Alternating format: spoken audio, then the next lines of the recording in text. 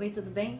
Hoje eu quero conversar com você a respeito de um tema que foi bastante abordado nas nossas redes sociais e que é tão relevante que vale a pena nós fazermos esse vídeo. O nosso tema é série Covid no ambiente de trabalho e é sobre isso que nós queremos conversar hoje.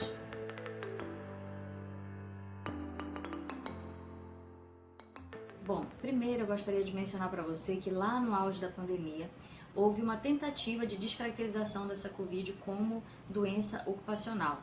Foi publicada a MP 927 de 2020 e lá na MP dizia que a Covid ela somente seria considerada doença ocupacional caso ficasse comprovado o nexo causal. Porém, posteriormente o STF ele se posicionou a respeito, no sentido de que a Covid ela sim deveria ser considerada como uma doença ocupacional. Feita essa consideração, é necessário agora nós compreendermos o que é o acidente de trabalho.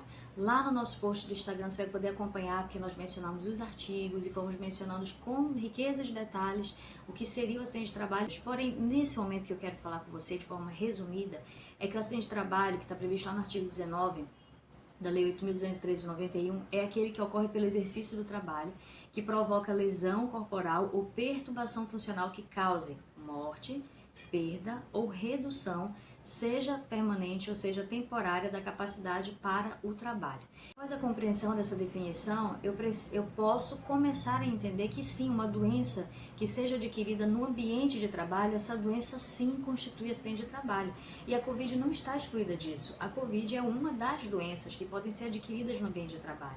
Porém, existem uma série de doenças que o trabalhador, no desenvolvimento das suas funções, ele pode adquirir. Agora eu quero fazer com você a pergunta principal deste vídeo, que é a pergunta ao qual nós queremos responder para você.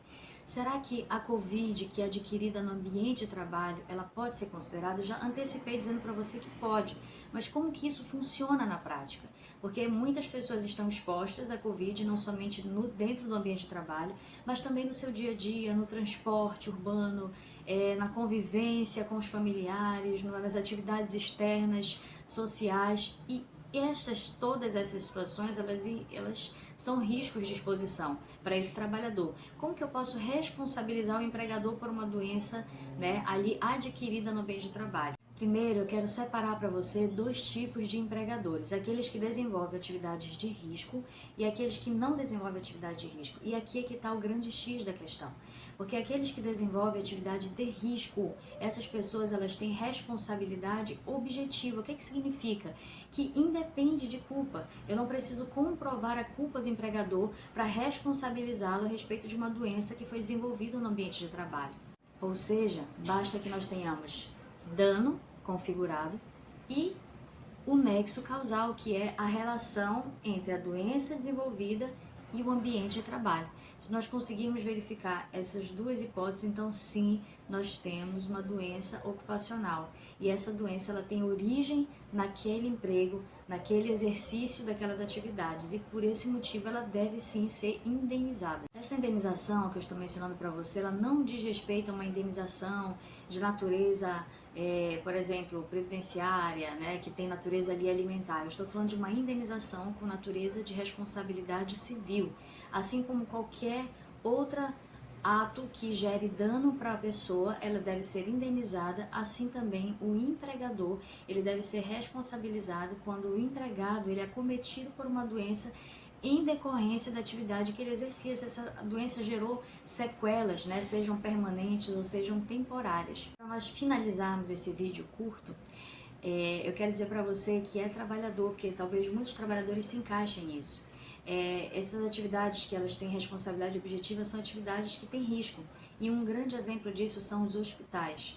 Quantos técnicos de enfermagem, enfermeiros, médicos, pessoas que estão trabalhando no ambiente do hospital, ainda que não tenham uma relação direta, como a pessoa que faz a limpeza, o segurança ali daquele estabelecimento, daquele hospital. Essas pessoas, elas estão no ambiente de risco e elas têm uma probabilidade maior, acima da média, de contrair, principalmente nesse momento de pandemia, a Covid, e através dessa doença cometida, eles podem desenvolver sequelas. É óbvio que tem pessoas que elas serão acometidas pela doença, mas elas não desenvolverão sequelas que as incapacite para o trabalho. É aí que está o grande X da questão.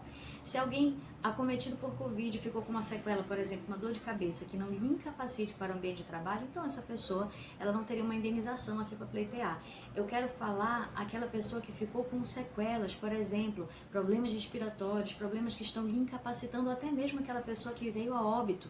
E aí os seus dependentes, eles teriam direito a essa indenização. Eu quero dizer para você que você pode, seja numa atividade de risco ou não seja na atividade de risco, ser detentor desse direito. A grande diferença é que na atividade de risco você não precisará provar o elemento culpa.